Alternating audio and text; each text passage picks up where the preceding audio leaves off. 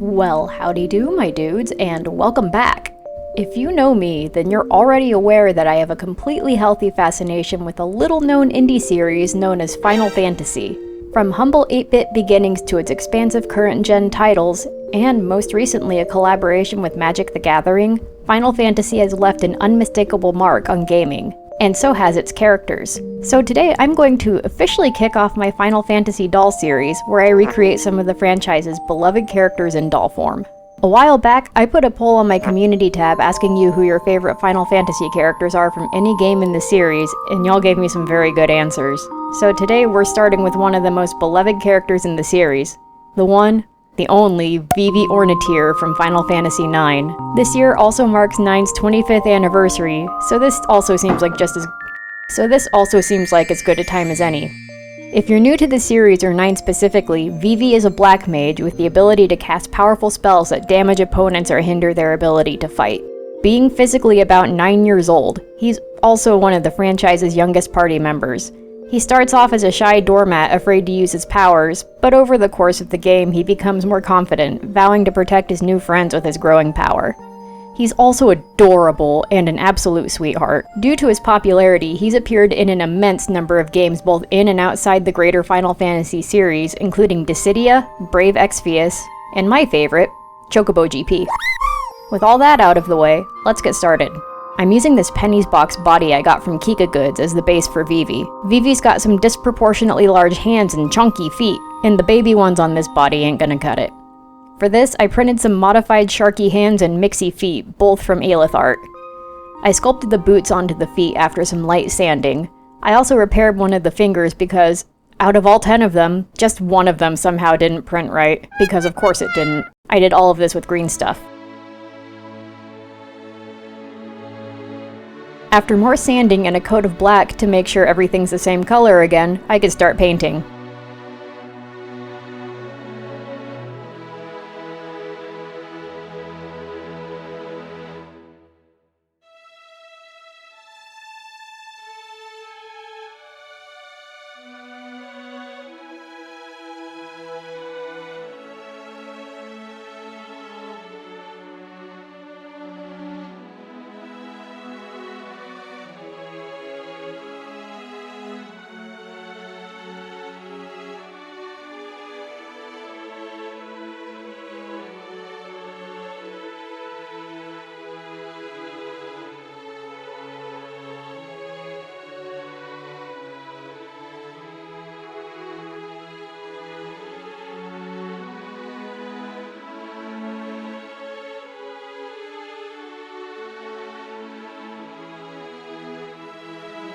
Now we're just gonna set these aside for a while. For Vivi's head, I printed a scaled down version of the Dolly Geek's Koki head in black filament, because work smarter, not harder. After a lot of sanding, layers of paint, sanding, sealant, sanding, and sanding, Vivi's head is ready to use. Now for the eyes. Vivi's eyes are just little ovals in the art, so I'm just going to keep things about as simple as that. I'm using handmade resin eyes here.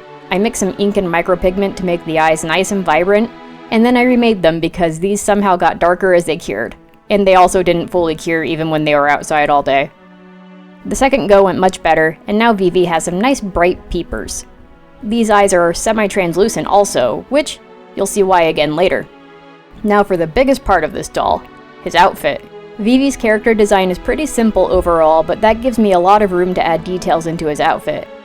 And now I get to hand sew everything. Whee!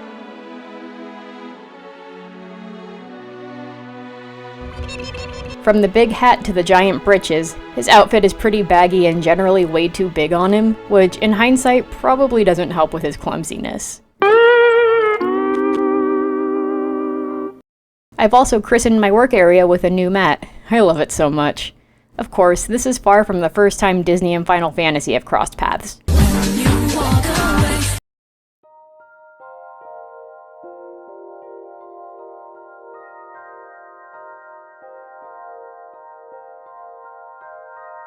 Everything was going pretty smoothly, until, upon starting a new playthrough of 9 with Magnum, I quickly noticed that the back of Vivi's coat looked entirely different than what I had drafted. Son of a diddly. Thus started the first round of alterations, where I cropped the back of the jacket and made a lower back piece with the same fabric as his pants and sleeves cuffs. Damn it, that's the wrong pen. Seam allowance. Speaking of which, I had to remake those and add some length to the bottom so they'd be appropriately large for the design. First round of seam ripping. Then, once I got the cuffs remade, I realized the sleeves were also too short. Round 2 of seam ripping. Round 2. Fight! You... This'll kinda go... Kinda like that. Doop. Doop. Burp. Burp. That's how it's supposed to be. If I can get it in the center. Good job, toe beans. Ta-da! Once I remade those, I reattached the cuffs and really started making progress. Then I removed the new lower back piece because it wasn't the right shape and it needed some slight gathering. Round 3 of seam ripping! While the fray check dried on the new piece, I added the red details on Vivi's cuffs off screen. This is mostly because I cut the vinyl I needed by hand, which ended up being around 1.5 millimeters wide. Or in other words, stupid tiny. Then I got the new back piece hemmed and added to the coat along with a small draped piece of fabric that matches the rest of the coat.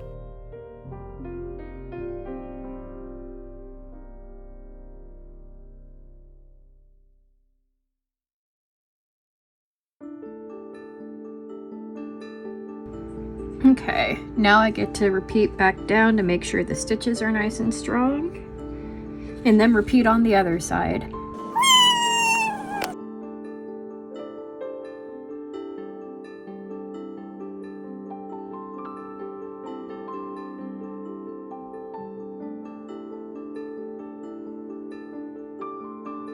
Now I can finally hem the front. Except no I can't, because the arm size were also stupid tiny and I mangled the shoulders turning it right side out, and the front of the coat wasn't the right size anyway, so I had to deconstruct the coat, cut a different pattern piece for the main body of the coat, and remake it.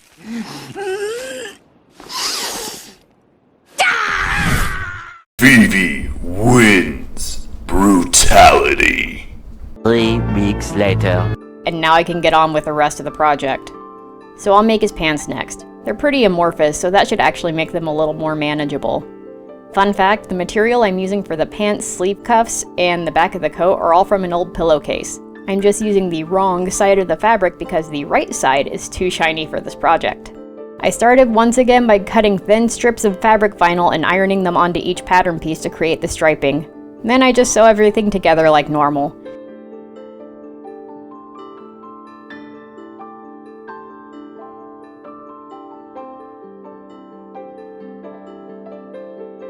And boom! The pants magically grew to the approximate size of a circus tent because the first pair were too form-fitting and didn't cover his little butt cheeks. With the pants appropriately sized, I could make his belt. I made the belt with his faux leather and printed a buckle with my filament printer. I painted the buckle silver and glued it onto the material before gluing the belt itself onto the top of the pants. Last but not least, Vivi needs his big ol' hat. Like the rest, I drafted some patterns for each component. I basically used a circle skirt pattern to hash out the brim. I used some light interfacing to make sure the brim wasn't floppy, and fortified it with an extra brim piece and some iron-on adhesive. I painted a piece of the same pillowcase fabric for the band and used my iron to essentially mold it into the right orientation before gluing it onto the top of the hat. I zipped them together on the machine before gluing the flaps on the brim onto the wrong side of the top.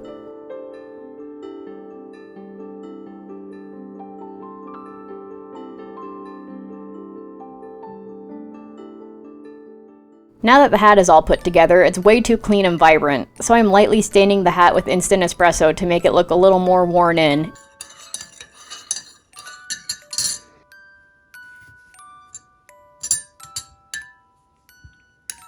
I love a good cup of hat in the morning.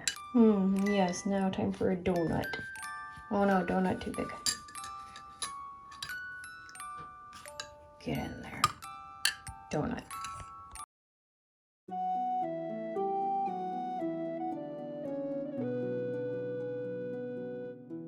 And the hat is finally done. Vivi needs his little staff to cast his spells, so that's what we're doing now. I also printed it in black filament. It took 2 tries to get it right because I guess the printer was feeling sassy that day. I gave it a light sanding to remove any remaining support marks, but I kept the texture to give it an appropriately gnarled and woody look.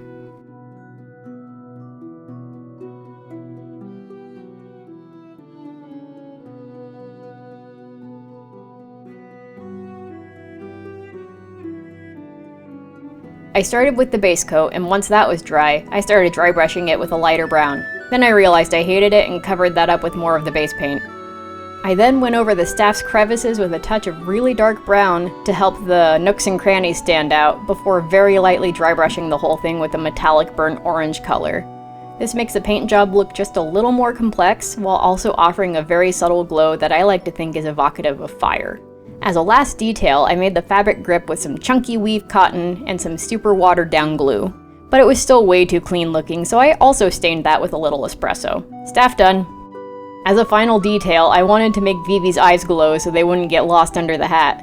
He does need to be close to a USB drive for the lights to work, but this is still a net win as far as I'm concerned. Now we can call our little mage done.